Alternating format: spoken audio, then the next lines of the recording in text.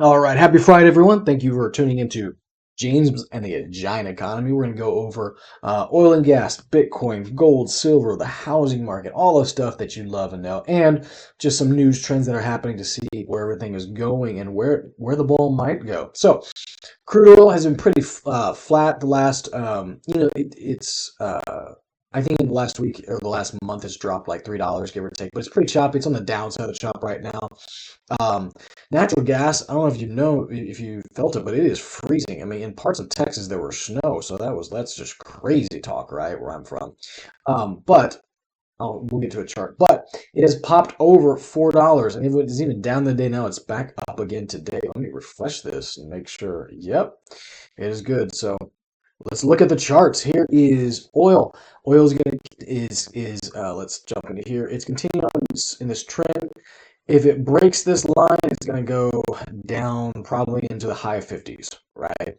If it breaks this line, it's probably going to fly up pretty high.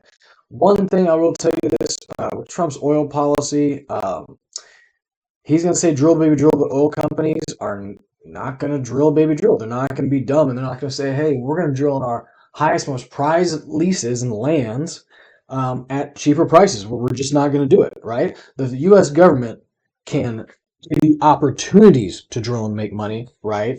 But they can't force you to do it, right? They can encourage, but they can't force. Now, Trump's a smart guy. I think sometime down the pipeline he's going to give a little more sugar, right? He definitely can't use the stick as a motivator, so he may bring back the 100% off taxes for drilling, right? He may do that. He may do something about subsidizing the drilling company. I don't know. But my point is, I don't think he has much of a stick to beat them with. All he can use is sugar. So right now he's opening up. But what else? What else can he do, right? So we shall see. But right now, oil's pretty stable, right? And what we're seeing on the ground floor is a lot of companies are drilling, fracking. One thing to consider is why they're drilling is because last year, I just heard this, the oil and gas companies had their worst year of profits in the last like five. Here's a good example. Exxon earned 1.6 billion fourth quarter of 2023, a 40% fall from a year earlier, right? That's not 2020, that's in 2024. Here we go. Here's a good chart. Oil and gas giants clashed in tens of billions. Basically, it shows you 2021, 2022 to 2023. I actually think they made probably a little more in 2021, or at least it looked a lot better because 2020 was just horrid, right? So as you can see, they flew up and they paused things, and now it's kind of coming back down. This is 2023. It does not show 2024.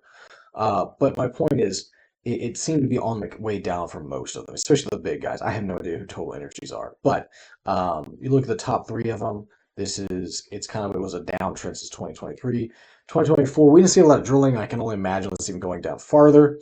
So oil and gas companies, they are drilling right now. Maybe they're gonna. I don't know why. Probably they need money. You know what I'm saying? So they make money when they drill and continue to drill more wells and sell more gas and oil.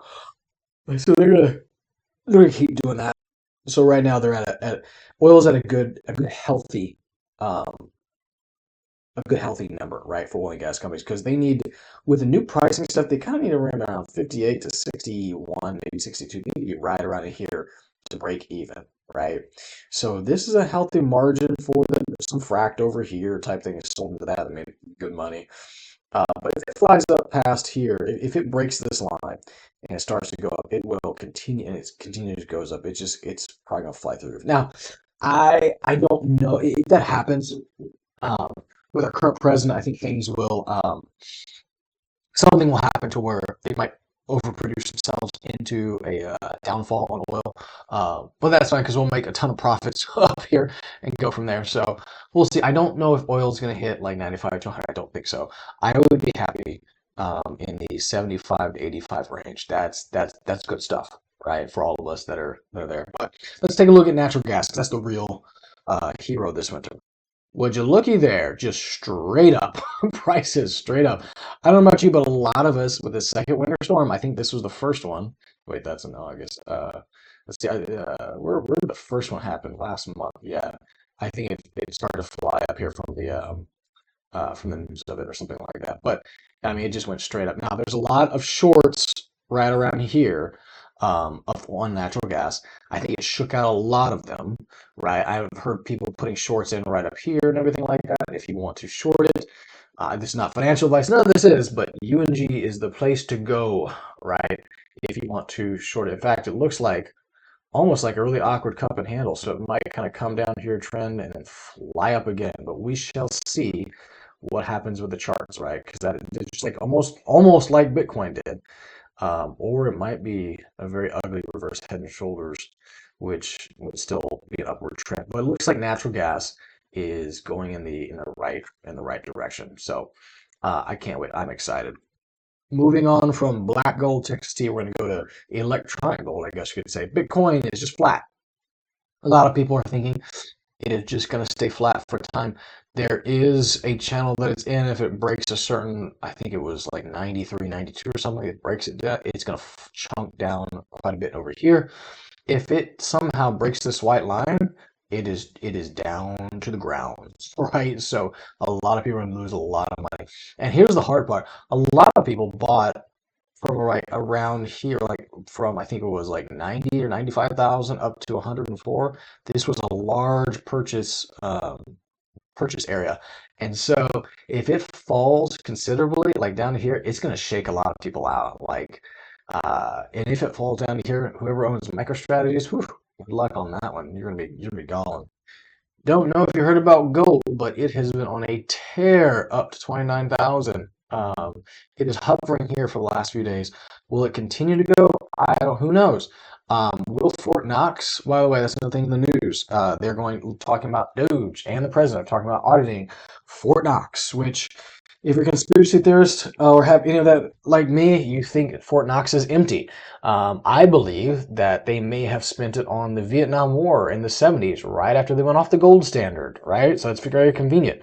We're going off the gold standard, right? The US dollar is not backed by gold, it's backed by quote unquote oil, but really more guns and lead, right? The strength of the US military and their word. Uh, and we have this war that we're waging that we need we need money for, right? Oh, why don't we just sell this gold quietly, et cetera, right?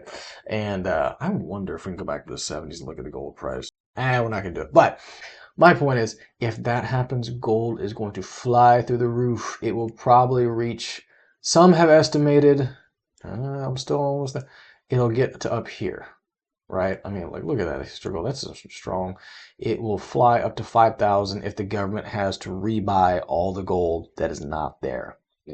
So, if you're a betting person, place your bets. But we will see what happens with the audit. Right now, gold is a hugely healthy level. I mean, I wish I had bought anywhere back here type thing. So, if it is just gone up, which is great. Let's take a look at silver.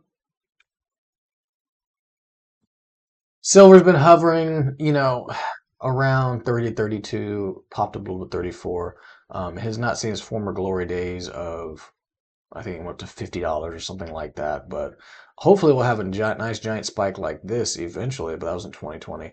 But it's been trending all right, this is kind of a reverse head and shoulders or a double bottom, if you will, kind of an ugly double bottom, and it could just keep going up. We'll see what happens. Silver is poor man's gold, as they say, but we will see what happens with silver. Look at the Dixie, the value of the dollar took a dump. I have no idea why. um, it was going up strong, and then it kind of took a crap, like maybe a little bit of a correction. It is still above the 200-day moving average, which means it is pretty darn strong. Still above this, which means it's pretty good. So we'll see what happens. It'll probably make a rebound. We'll keep following it again. If the dollar gets past here, this is the danger zone for other countries, right? So we shall see. All right, oil and gas news. Executive orders move oil and gas development permitting to reform on top of Trump Vance agency. Basically, he's trying to drill baby drill type thing. The bigger news is White House moves to expedite gas project approvals, right? Natural gas is one of those things. I'm actually, full disclosure, I am a part owner in the second largest natural gas pipeline in the Gulf. And so I will tell you this: putting in natural gas pipelines and natural gas projects and all these, they take millions of billions of dollars, and they take time to do. Like it is not a slow, it's a slow moving thing. And if you're in the Gulf where we're at, there's a lot of danger because you get weather issues for like 5 months a year. Man, hurricanes pelt you. They might pelt one side of your operation or the other, or all of it, just depending on the year and what Mother Nature, how angry she is at us, right?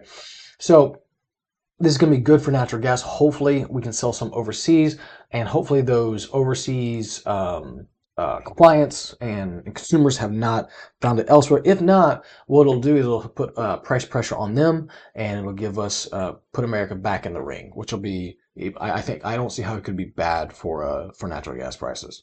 At the very least, it's going to increase natural gas production, which is really good for us that own minerals or wells that are in those stages.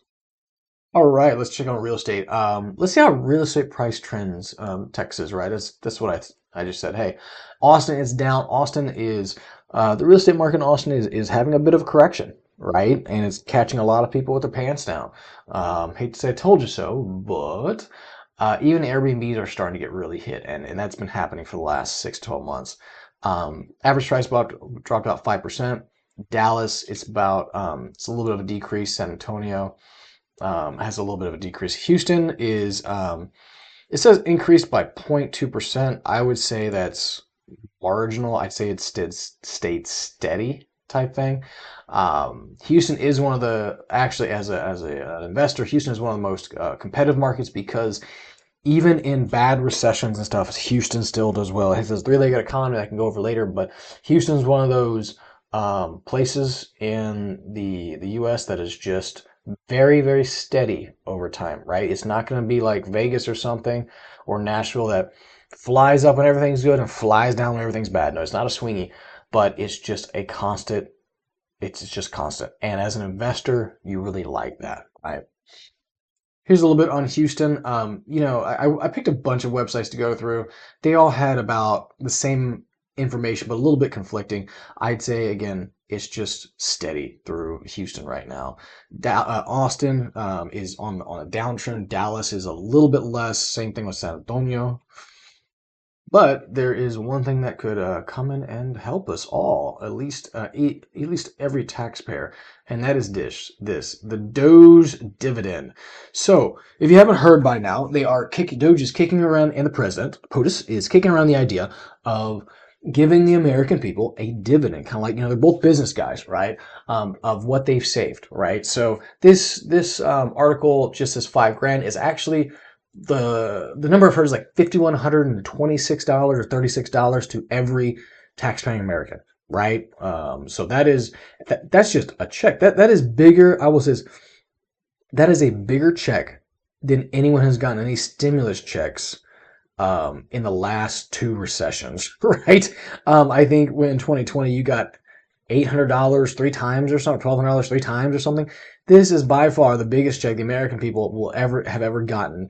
I would say in their lives. Okay, that is just free money from the government, and the reason is because the Doge dividend during a speech on Wednesday explained that as part to take 20% of the savings identified by Elon Musk's department and give it back to the taxpayers. So what they're wanting to do, let me see here, is and they're still thinking about it. It's not a for sure yet, right? But I don't know who's against this idea. We'll get to that and good reasons why you could be against it in a sec. But the numbers are incredible. Said Elon, so many millions, billions, hundreds of billions. Trump said in a speech. We're thinking about giving 20% back to the American citizens and 20% down to pay back our debt. Which, you know, split in the middle like that, I think that's a really great idea because it benefits the taxpayers who have from one way or another had this sucked out of their pockets, right?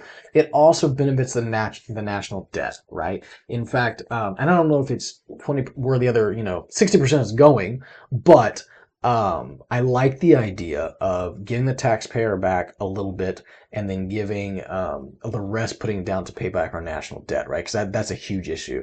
Let me see.